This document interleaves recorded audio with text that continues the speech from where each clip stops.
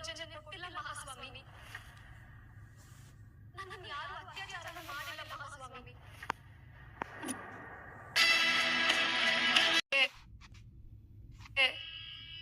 ಭಾರ್ಗವಿ ಅಕ್ಕ ಹೇಳಿದ್ದನ್ನೆಲ್ಲ ಒಪ್ಕೊಂಡು ಕೇಸ್ ಹಾಕ್ತೆ. ಯಾಕೆ ಅಂದ್ರೆ ನನ್ನ ತಂದೆಗೆ ಹುಷಾರಿಲ್ಲ ಮಹಾಸ್ವಾಮಿ. ಅವ್ರಿಗೆ ಚಿಕಿತ್ಸೆ ಕೊಡ್ಸೋದಕ್ಕೆ ನನಗೆ ದುಡ್ಡು ಬೇಕು. ಆ ದುಡ್ಡಿನ ಆಸೆಗೆ ನಾನು ಹೀಗೆಲ್ಲ ಮಾಡಿದೆ.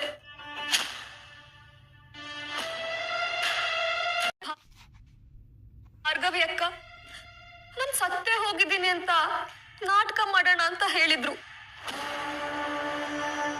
ಹಾಗೆ ಮಾಡಿದ್ರೆ ಇನ್ನು ಜಾಸ್ತಿ ದುಡ್ಡು ಸಿಗುತ್ತೆ ಸಂಧ್ಯಾ ಅಂತ ಹೇಳಿದ್ರು.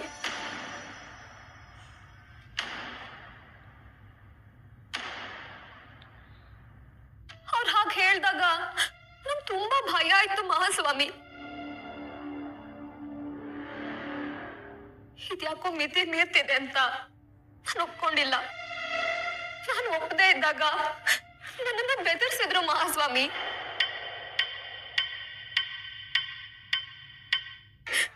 ಮತ್ತೆ ಕೋರ್ಟು ಕೇಸು ಎಲ್ಲ ಬೇಡ, ಇದನ್ನೆಲ್ಲ ಇಲ್ಲಿಗೆ ಬಿಟ್ಬಿಡೋಣ ಅಂತ ಹೇಳ್ದೆ. ಆದ್ರೆ ಭಾರ್ಗವಿ ಅಕ್ಕಂಗೆ ಇದೆಲ್ಲ ಇಷ್ಟ ಆಗಿಲ್ಲ.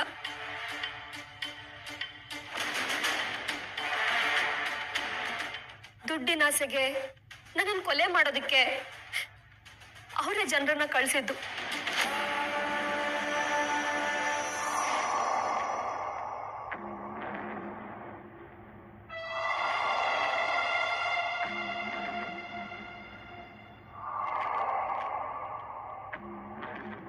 ಭಾರ್ಗವಿ ಅಕ್ಕನ್ ಕಡೆಯವರು ನನ್ ತಲೆಗೆ ಹೊಡೆದು ನನ್ ಪ್ರಜ್ಞೆ ತಪ್ಪಿಸಿ ನನ್ ಕಿಡ್ನಾಪ್ ಮಾಡಿದ್ರು ಮಹಾಸ್ವಾಮಿಗಳೇ.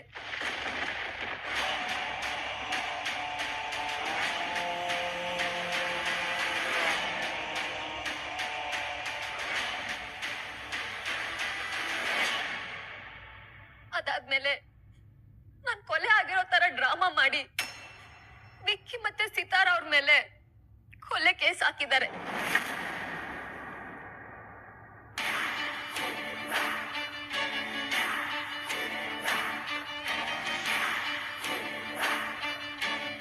ಇಷ್ಟೆಲ್ಲ ನಡೀತಾ ಸಂಧ್ಯಾ? ಇಷ್ಟು ದಿನ ಎಲ್ಲಿದ್ದಮ್ಮ ನೀನು? ಇವ್ರು ನನ್ ಬಚ್ಚಿಟ್ಟಿರೋ ಜಾಗದಿಂದ ಹೇಗೋ ತಪ್ಪಿಸ್ಕೊಂಡಿದ್ದೆ. ಆದ್ರೆ ಮುಂದೇನ್ ನಡೀತು ಅಂತ ನಂಗೆ ಗೊತ್ತಾಗಿಲ್ಲ. ನಾನ್ ಕಣ್ತೆರ್ದ್ ನೋಡ್ದಾಗ ಯಾವುದೋ ಉತ್ತರ ಭಾರತದ ಒಂದು ಹಾಸ್ಪಿಟಲ್ ಅಲ್ಲಿ ಇದ್ದೆ.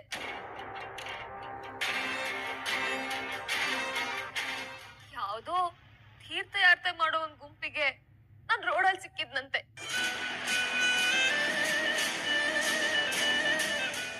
ಪ್ರಜ್ಞೆ ಇಲ್ದಿರೋ ನನ್ನನ್ನು ನೋಡಿ ಯಾವುದೋ ಹಾಸ್ಪಿಟ್ಲಿಗೆ ಸೇರಿಸಿದ್ರಂತೆ. ಈಗ ಸ್ವಲ್ಪ ದಿನದ ಹಿಂದಷ್ಟೇ ನಾನ್ ಕೋಮಾದಿಂದ ಆಚೆ ಬಂದಿದ್ದು ಮಹಾಸ್ವಾಮಿ.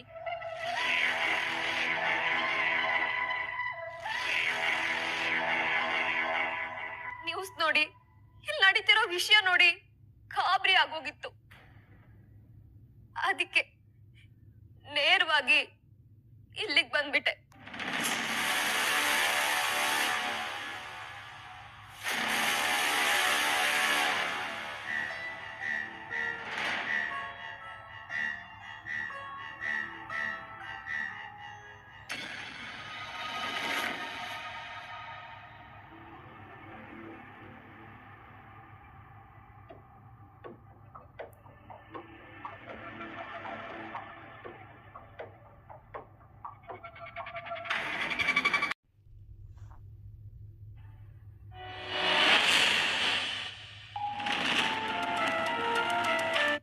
ನಮ್ಮ ಕಾನೂನು ಹೇಳುತ್ತೆ.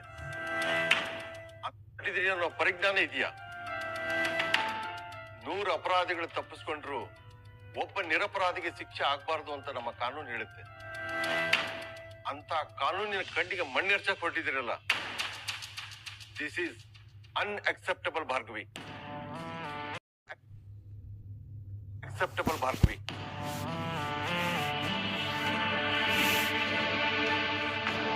ಇಂಥ ಒಬ್ಬ ಭ್ರಷ್ಟ ಲಾಯರು ನಮ್ಮ ಮಧ್ಯೆ ಇದ್ದಾರೆ ಅನ್ನೋದೇ ನಮ್ಮ ವೃತ್ತಿಗೆ ಒಂದು ಕಪ್ಪು ಚುಕ್ಕಿ ಇವರಾಣ.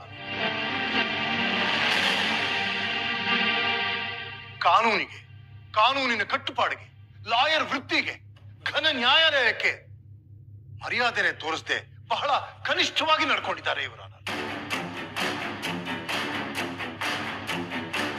ಇಂಥ ಮುಖವಾಡ ಹಾಕೊಂಡಿರೋ ಲಾಯರ್ ನಮ್ಮ ಸಮಾಜಕ್ಕೆ ಬೇಕು. ಇಂಥ ಲಾಯರ್ಗಳು ಅದೆಷ್ಟು ಮುಗ್ಧ ಜೀವಿಗಳನ್ನ ಹಾಳು ಮಾಡಿಬಿಡ್ತಾರೆ ಇವರ. ಈ ಕೂಡಲೇ ಭಾರ್ಗವಿಯವರ ಬಾರ್ ಕೌನ್ಸಿಲ್ ಮೆಂಬರ್ಶಿಪ್ ನ ರದ್ದು ಮಾಡಿ ಅವ್ರು ಯಾಕೆ ಹೀಗೆ ಮಾಡಿದ್ರು ಅಂತ ತನಿಖೆ ನಡೆಸಿ ಕಠಿಣ ಶಿಕ್ಷೆ ಕೊಡಬೇಕು ಅಂತ ತಮ್ಮಲ್ಲಿ ಕೇಳ್ಕೊಂತೀನಿ ಇವರ ಆನರ್.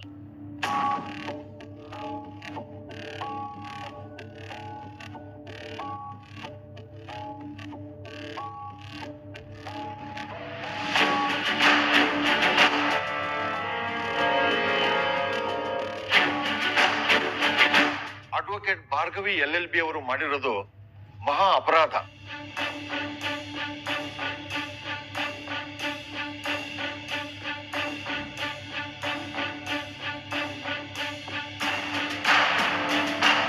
ಒಬ್ಬ ಲಾಯರ್ ಆಗಿ ಕಾನೂನಿಗೆ ಮಸಿ ಬಳಿಯೋದು ನ್ಯಾಯಾಲಯ ಒಪ್ಪೋದಿಲ್ಲ. ಹೆಚ್ಚಿನ ವಿಚಾರಣೆಗಾಗಿ ಭಾರ್ಗವಿ ಅವರನ್ನು ಜುಡಿಷಿಯಲ್ ಕಸ್ಟಡಿಗೆ ಒಪ್ಪಿಸಬೇಕೆಂದು ನ್ಯಾಯಾಲಯ ತೀರ್ಮಾನಿಸಿದೆ.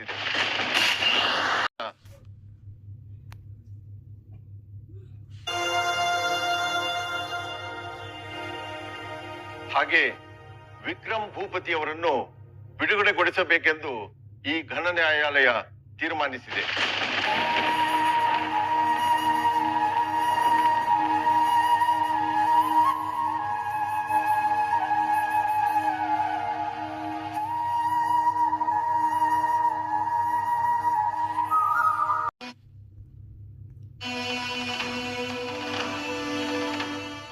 ಅಣಿಮಯ್ಯ, ಯಾಕೆ ಟೆನ್ಷನ್ ಮಾಡ್ಕೊಳ್ತಾ ಇದೀಯಾ? ಇವತ್ತಿನ ಕೇಸು ನನ್ನ ಮಗಳೇ ಗೆಲ್ಲದು, ತಲೆ ಕೆಡ್ಸ್ಕೋಬೇಡ. ಹೌದು ಮಾವ, ಭಾರ್ಗವಿ ಗೆಲ್ಬೇಕು, ಸಂಧ್ಯಾಗ್ ನ್ಯಾಯ ಸಿಗ್ಬೇಕು. ಅದಕ್ಕೆ ತಾನ ನಾವಿಷ್ಟೆಲ್ಲ ಹೋರಾಡ್ತಿರೋದು.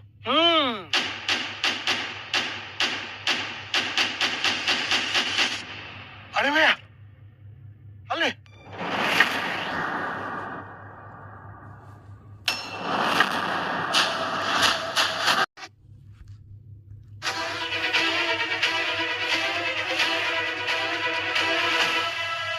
ಭಾರ್ಗವಿ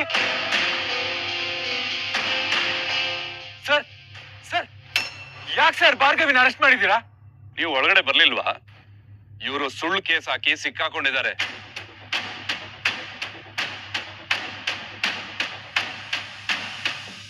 ವಾಟ್? ಸುಳ್ಳು ಕೇಸ? ಹೌದು, ಸಂಧ್ಯಾ ಸತ್ತೋಗಿದ್ದಾರೆ ಅಂತ ಕೋರ್ಟಿಗೆ ಮಿಸ್ಲೀಡ್ ಮಾಡಿದ್ದಾರೆ. ಅಂದ್ರೆ ಅರ್ಥ ಆಗ್ಲಿಲ್ವಾ? ಅಲ್ಲಿ ನೋಡಿ.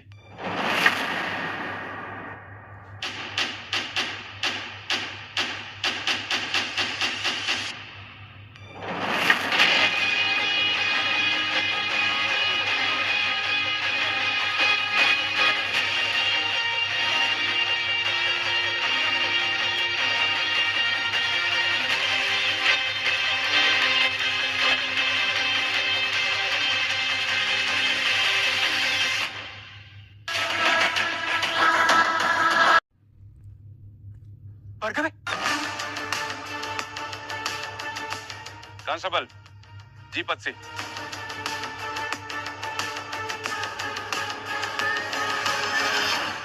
ಸರ್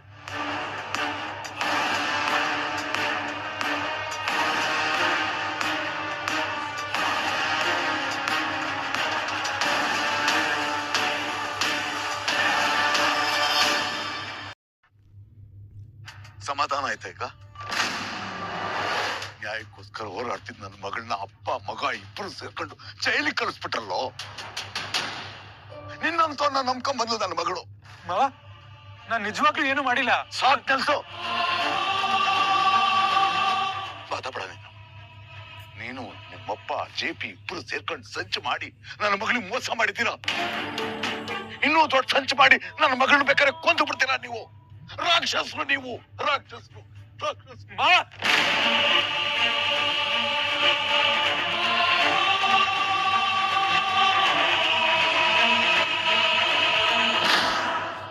ಅಂತೂ ನೀನ್ ಹೇಳಿದ್ದನ್ನ ಮಾಡಿ ತೋರಿಸ್ಬಿಟ್ಟೆ ಬೃಂದ. ನಾನು ಶಕ್ತಿ ನಿನ್ನನ್ನು ನಂಬಿ ಮೋಸ ಹೋಗ್ಲಿಲ್ಲ. ಐ ಗೆಸ್ ಈ ವಿಷಯದಲ್ಲಿ ನೀನ್ ಬಿಟ್ರೆ ಈ ಕೆಲಸನ ಬೇರೆ ಯಾರು ಇಷ್ಟು ನೀಟಾಗಿ ಮಾಡಕ್ ಆಗ್ತಾ ಇರ್ಲಿಲ್ಲ. ಆದ್ರೂ ಸಂಧ್ಯಾ ಸಂಧ್ಯಾ ಥರಾನೇ ಇರೋಳ್ನ ಅದೆಲ್ಲಿಂದ ಹುಡ್ಕೊಂಬಂದೆ?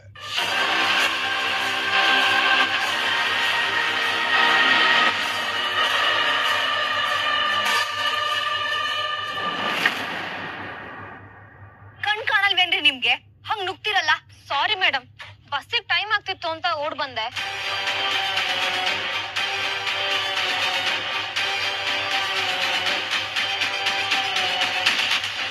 ಅದ್ಯಾಕೆ ಕಳ್ಳಿ ತರ ಮುಖಕ್ ಬಟ್ಟೆ ಕಟ್ಕೊಂಡಿದೀರಾ? ಅಯ್ಯೋ, ಧೂಳು ಅಂತ ಮುಖಕ್ ಬಟ್ಟೆ ಕಟ್ಕೊಂಡ್ರೆ ಕಳ್ಳಿ ಅಂತಿರಲ್ಲ.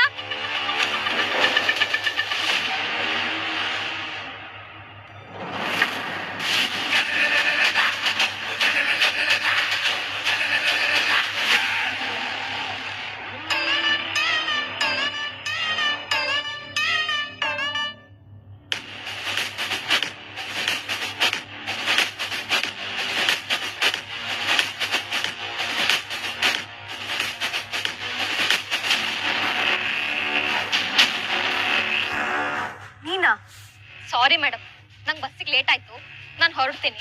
ಒಂದು ನಿಮಿಷ.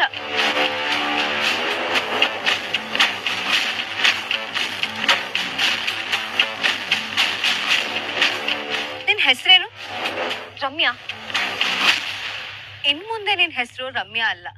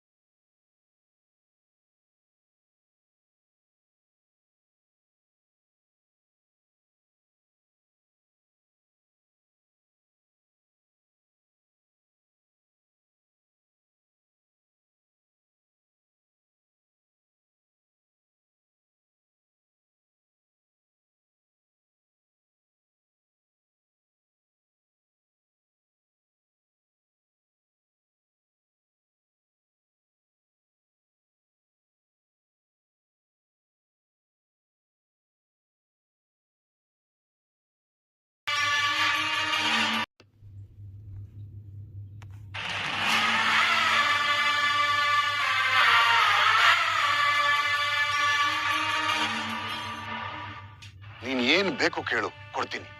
ನಿನ್ನ ಆಸೆ ಏನಿದೆ ಅಂತ ಹೇಳು, ನಾನು ನೆರವೇರಿಸ್ತೀನಿ. ಈ ಜೆಪಿ ಈ ನಿನ್ನ ಉಪಕಾರಕ್ಕೆ ಯಾವಾಗ್ಲೂ ಋಣಿಯಾಗಿರ್ತಾನೆ. ಹೇಳು ಬೃಂದ, ನಿನಗೇನ್ ಬೇಕು ಕೇಳು. ಸಮಯ ಬಂದಾಗ ಹೇಳ್ತೀನಿ ಮಾವ. ಏನ್ ನಿನ್ ಹೆಸರು? ಸಂಧ್ಯಾ. ಬ್ರಿಲಿಯಂಟ್. ನೋಡು, ಬೃಂದ ಹೇಳ್ದಂಗೆ ಚಾಚು ತಪ್ಪದೆ ಮಾಡ್ಬೇಕು.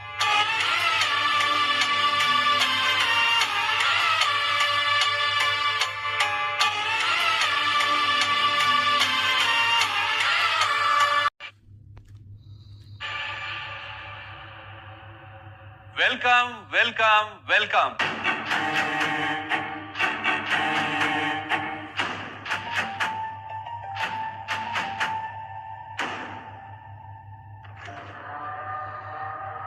ಏನ್ ಮೇಡಮ್ ಹಿಂಗಾಗೋಯ್ತು? ತಾನೊಂದ್ ಬಗುದ್ರೆ ದೈವ ಒಂದ್ ಬಗೆಯುತ್ತೆ. ವಿಕ್ಕಿನ ಜೈಲಿಗೆ ಕಳಿಸ್ಬೇಕು ಅಂತ ಸರ್ಕಸ್ ಮಾಡಿ ನೀವೇ ಜೈಲ್ ಸೇರ್ಬಿಟ್ರಲ್ಲ. ಚಚೆ, ಹೋಗ್ಲಿ ಬಿಡಿ. ಹೇಗೂ ಬಂದಿದ್ದೀರಾ, ಇಲ್ಲೇ ಇದ್ದು ನಾನು ನಮ್ಮ ಮೇಡಮ್ಗೆ ಹೇಳ್ತೀನಿ, ನಮ್ಮ ಆತಿಥ್ಯನ ಸ್ವೀಕರಿಸಿ.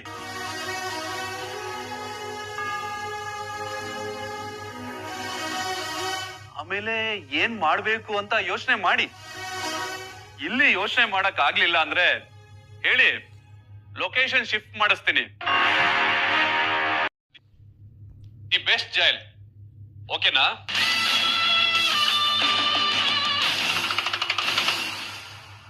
ನೀವೇನು ತಪ್ಪು ಮಾಡಿಲ್ಲ ಮೇಡಮ್.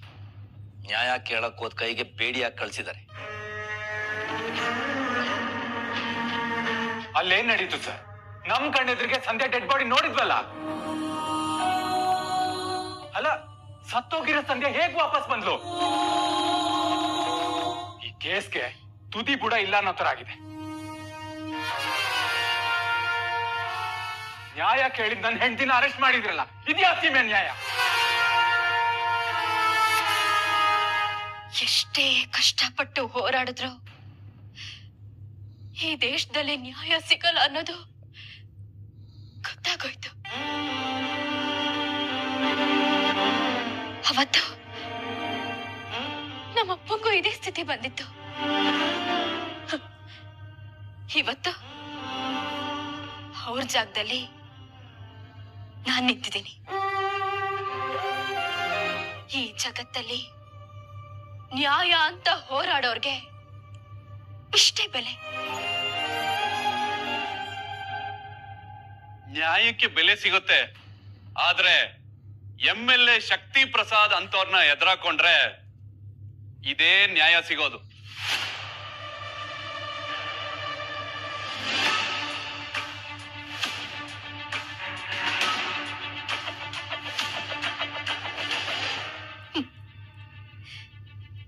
ಇವತ್ತು ಬರೀ ನನ್ನ ಕೈಗೆ ಮಾತ್ರ ಬೇಡಿ ಬಿದ್ದಿಲ್ಲ. ನ್ಯಾಯ ಸಿಗುತ್ತೆ ಅಂತ ಆ ಜನರು ನಂಬಿದ್ರಲ್ಲ, ಆ ಜನರು ನಂಬಿಕೆ ಬಿಟ್ಟು ಬಿದ್ದಿದೆ.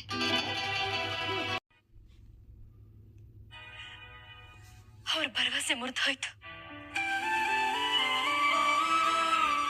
ಮುಖ್ಯವಾಗಿ ನಿಮಗ್ ಮೋಸ ಆಯ್ತಲ್ಲ ಭಾರ್ಗವಿ. ಅಲ್ಲ, ಏನೋ ತಪ್ಪು ಮಾಡ್ತಿರೋ ನೀವ್ ಯಾಕೆ ಹೀಗೆ ನರಳ್ಬೇಕು?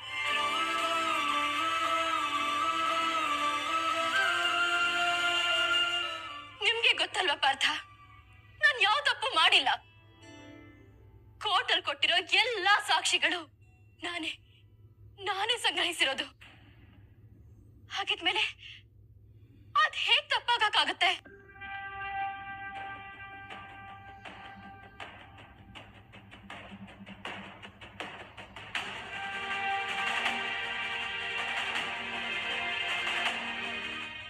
ಸಂಧ್ಯಾ ಸತ್ಯದಳೆ ಅನ್ನೋದಂತೂ 100ಕ್ಕೆ 100 ಸತ್ಯ.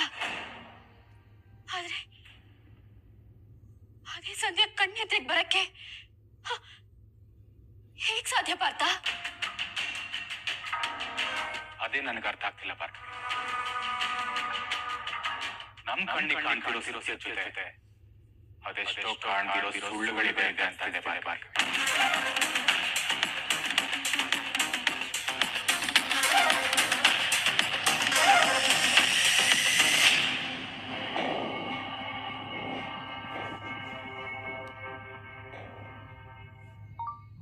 ಹೇಳಿ ಭಾರ್ಗವಿ, ವಿಕ್ಕಿ ಮತ್ತೆ ಸೀತಾರಾ ಮೇಡಮ್ ಮೇಲೆ ಯಾಕೆ ಸುಳ್ಳು ಕೇಸ್ ಹಾಕಿದ್ರಿ? ಸುಳ್ಳು ಕೇಸ್ ಹಾಕೋಕೆ ನಾನೇನ್ JP ಪಾಟೀಲ್ ಅಲ್ಲ, ಭಾರ್ಗವಿ. ನೀವ್ ಹೆದರ್ಸಿದ್ ಮಾತ್ರಕ್ಕೆ ಮಾಡದೇ ಇರೋ ತಪ್ಪನ್ನ ನಾನು ಒಪ್ಕೊಳ್ಳೋದಿಲ್ಲ. ತಪ್ಪು ಮಾಡಿರೋರ್ನ ಸುಮ್ನೆ ಬಿಡೋದು ಇಲ್ಲ. ಹುಷಾರಿಲ್ಲ ಅಂತಂದ್ರೆ ಇಲ್ಲಿ ಬರೋದಲ್ವಾ? ನಾನು ಕೋಮಾದಲ್ಲಿದ್ದೆ. ನೀನ್ ಸರಿ ಹೋದ್ಮೇಲೆ ಮೊದ್ಲು ಕಾಲ್ ಮಾಡ್ಬೇಕಾಗಿದ್ದು ನನಗೆ ಅಥವಾ ಭಾರ್ಗವಿಗಲ್ವಾ?